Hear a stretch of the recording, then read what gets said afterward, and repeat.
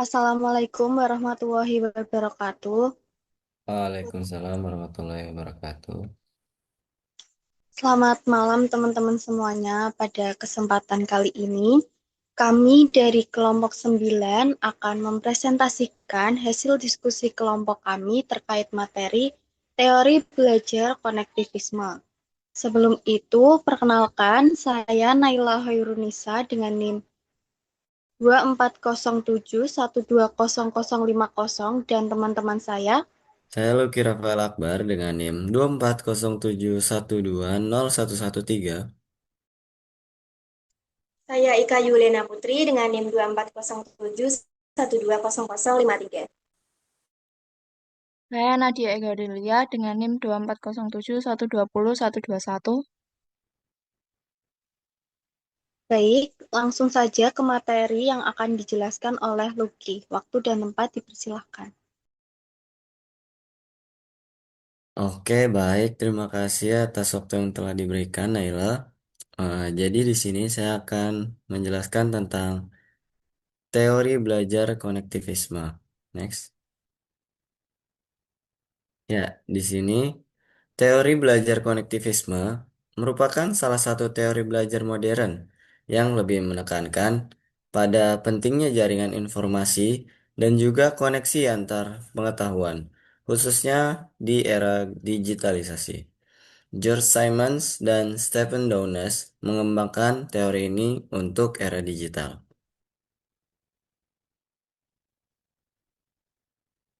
Jadi secara sederhana, konektivisme adalah pembelajaran sosial yang berjejaring. Stephen Downes di sini menggambarkan bahwa pengetahuan didistribusikan melalui jaringan koneksi. Dan oleh karena itu, pembelajaran terdiri dari kemampuan untuk membangun dan melintasi jaringan tersebut. Konektivisme dicirikan sebagai refleksi masyarakat kita yang berubah secara cepat. Masyarakat lebih kompleks, terhubung secara sosial, global, dan dimediasi oleh kemajuan teknologi yang semakin meningkat. Jadi melalui konektivisme, pengetahuan dan pembelajaran menjadi proses yang dinamis dan terus berkembang, menuntut partisipasi dan kolaborasi yang dilakukan secara terus-menerus.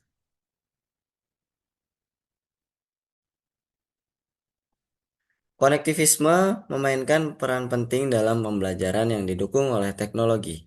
Teori ini mengeksplorasi cara di mana orang belajar dan juga berinteraksi dengan teknologi untuk menciptakan jaringan pengetahuan melalui koneksi dengan orang lain dan juga berbagai sumber informasi lainnya.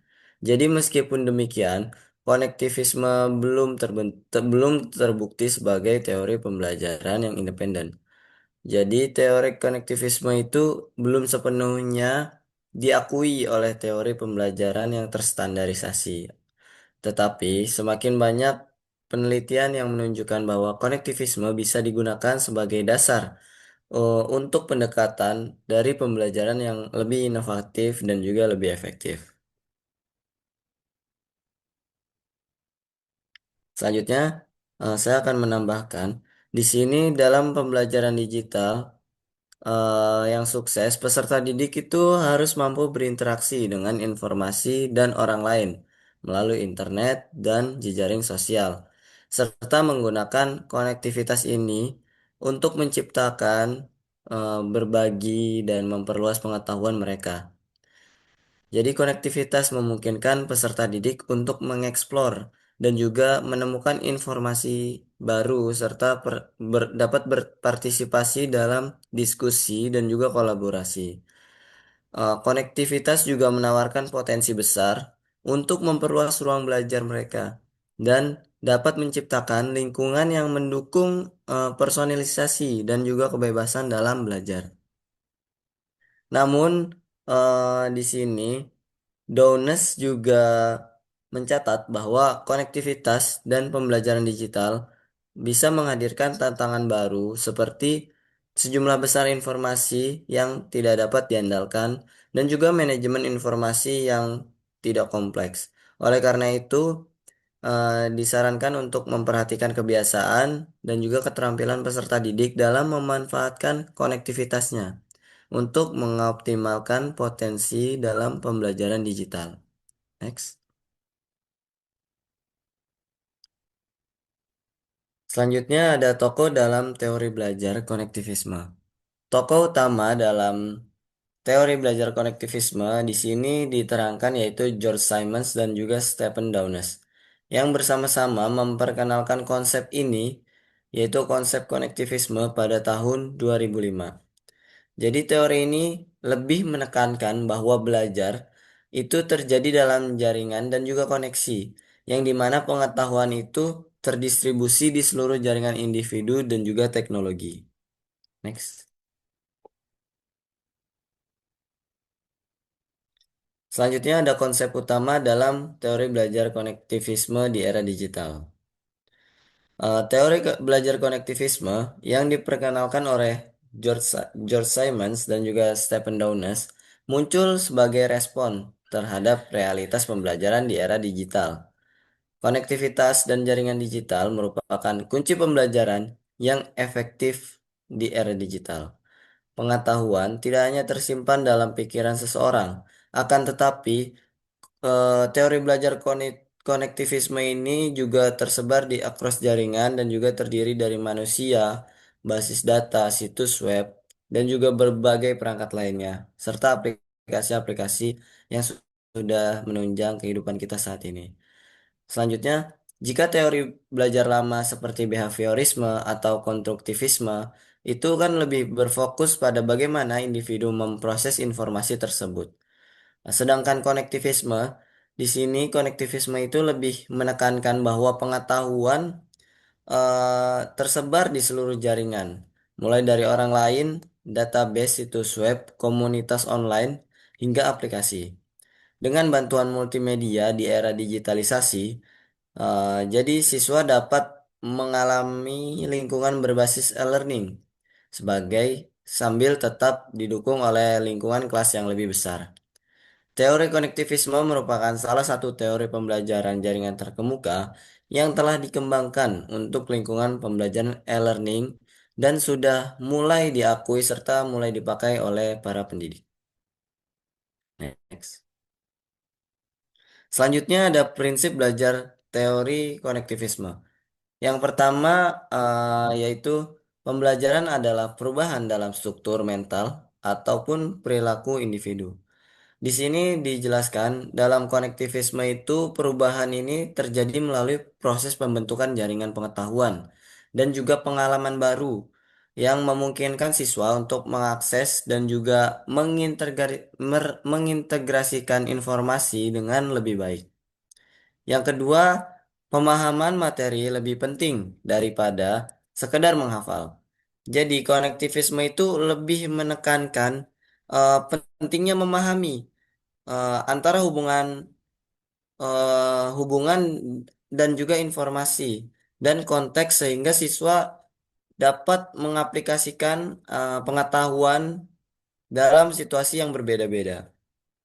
Selanjutnya yang ketiga itu ada latar belakang siswa harus dipahami karena mempengaruhi proses belajar. Di sini konektivisme itu berperan untuk eh, mengakui bahwa pengalaman dan juga pengetahuan sebelumnya itu sangat berpengaruh untuk siswa dalam membentuk jaringan pengetahuan baru dan juga dalam mengakses informasi yang lebih relevan. Selanjutnya, next. Yang keempat itu ada pembelajaran melibatkan pengembangan pemahaman, bukan hanya sekadar pencatatan. Di sini konektivisme berperan untuk menekankan pentingnya lebih memahami dan juga dapat mengintegrasikan informasi yang baru ke dalam jaringan pengetahuan siswa tersebut. Dan juga siswa dapat lebih mengembangkan pemahaman yang lebih mendalam dibandingkan dengan hanya sekadar mencatat saja. Selanjutnya yang kelima itu ada penyusunan materi pelajaran harus dari yang sifatnya sederhana ke materi yang sifatnya lebih rumit.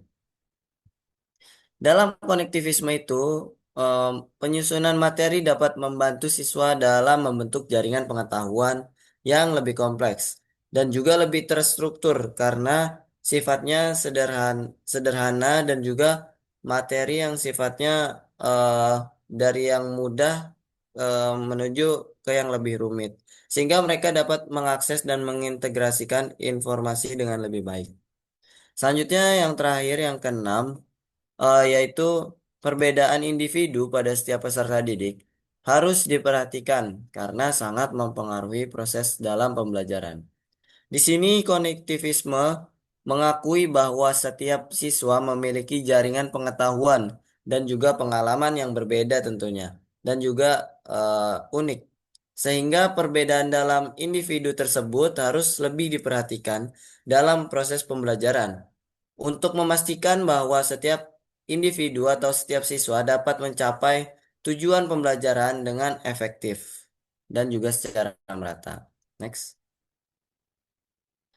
Selanjutnya ada tujuan teori belajar konektivisme.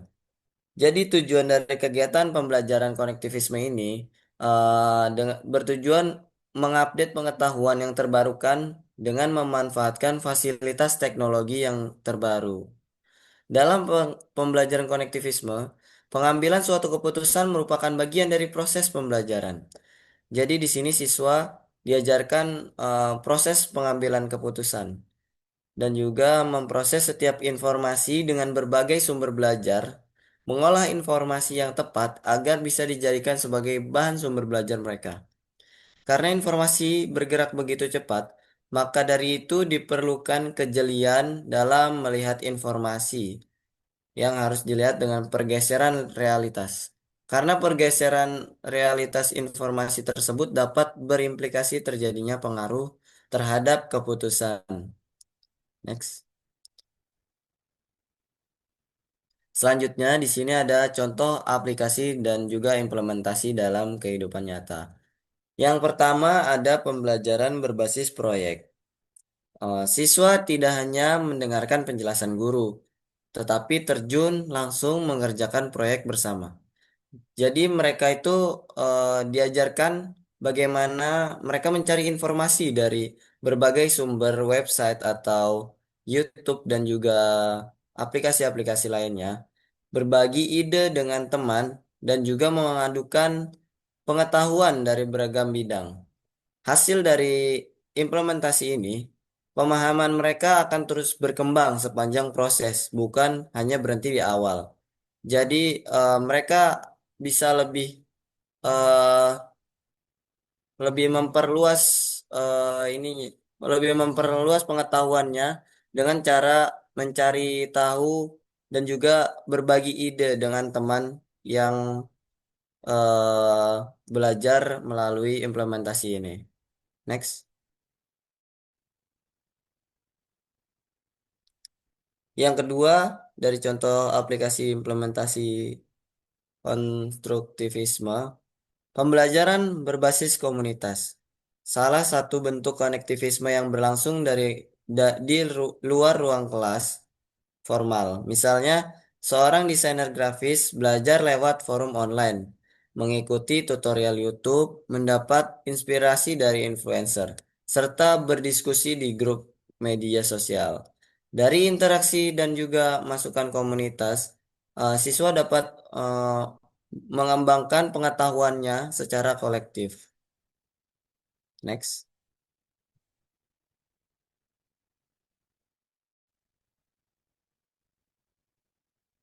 Jadi kesimpulan dari teori konektivisme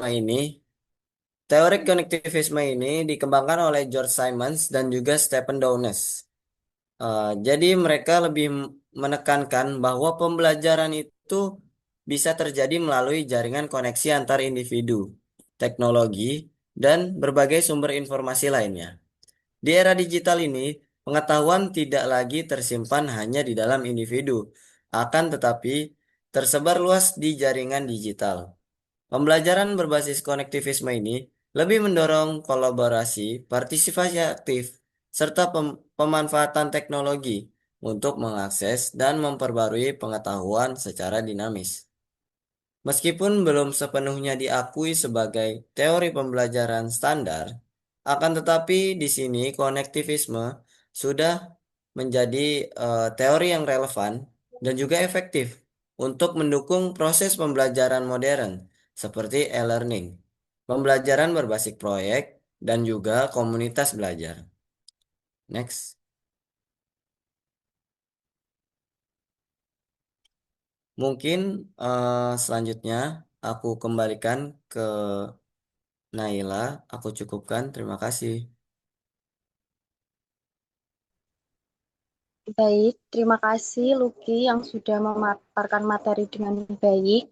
Selanjutnya kita masuk ke sesi diskusi. Bagi teman-teman yang mau bertanya, mungkin bisa angkat tangan.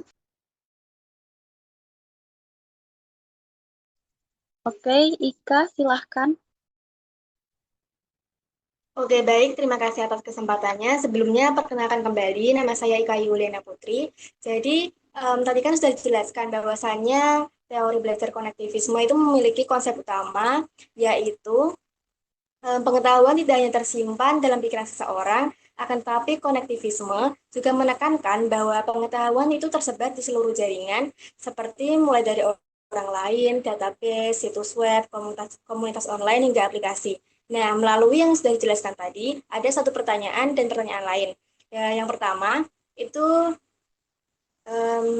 kenapa sih kemampuan untuk mengetahui di mana menemukan informasi itu lebih penting daripada sekadar mengetahui informasi dalam teori belajar konektivisme? Terima kasih.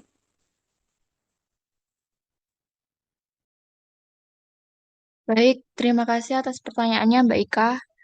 Tadi pertanyaannya, kenapa kemampuan untuk mengetahui di mana menemukan informasi lebih penting daripada sekedar mengetahui informasi dalam teori belajar konektivisme? Karena informasi kan akan terus berkembang dan juga berubah-ubah. Jika manusia berpacu pada informasi yang didapat pada masa kini, mungkin di kemudian hari informasi tersebut akan tidak relevan, dan manusia juga tidak dapat mengingat semua informasi yang didapat. Di era digital ini, untuk menemukan dan menggunakan informasi yang relevan memungkinkan individu untuk beradaptasi dengan perubahan. Jadi, dengan teori belajar konektivisme ini menekankan individu untuk mencari atau menemukan informasi itu lebih relevan untuk dengan tujuan pembelajaran dan meningkatkan kemampuan adaptasi dibandingkan dengan mengetahui informasi secara mentah-mentah. Bagaimana Mbak Ika? Apakah sudah menjawab? Oke, baik. Terima kasih atas jawabannya. Sudah menjawab. Oke, mungkin ada yang mau bertanya lagi. Silahkan.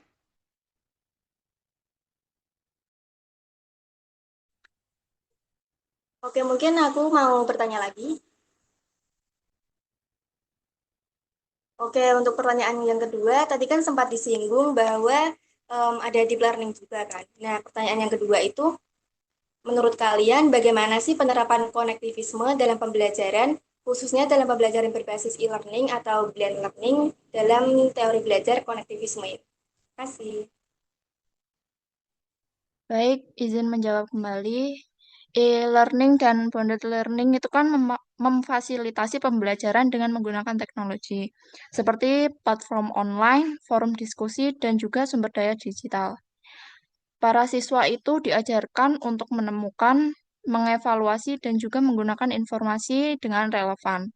Hal tersebut itu dapat mendorong untuk menjadi pembelajar mandiri yang dapat menemukan dan menggunakan informasi yang relevan untuk mencapai tujuan pembelajaran. Dan juga e-learning atau bonded learning itu dapat mengajarkan siswa untuk berpikir secara kritis dalam mengevaluasi informasi untuk membuat suatu keputusan. Bagaimana Mbak Ika? Oke, baik. Terima kasih sudah menjawab. Oke, terima kasih.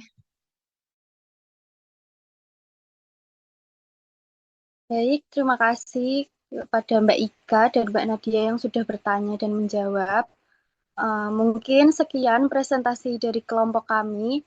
Semoga materi yang tadi disampaikan bisa menambah pengetahuan dan manfaat bagi kita semua. Saya sebagai moderator meminta maaf apabila terdapat kekurangan dalam membantu jalannya presentasi. Wassalamualaikum warahmatullahi wabarakatuh. Waalaikumsalam. Waalaikumsalam warahmatullahi wabarakatuh.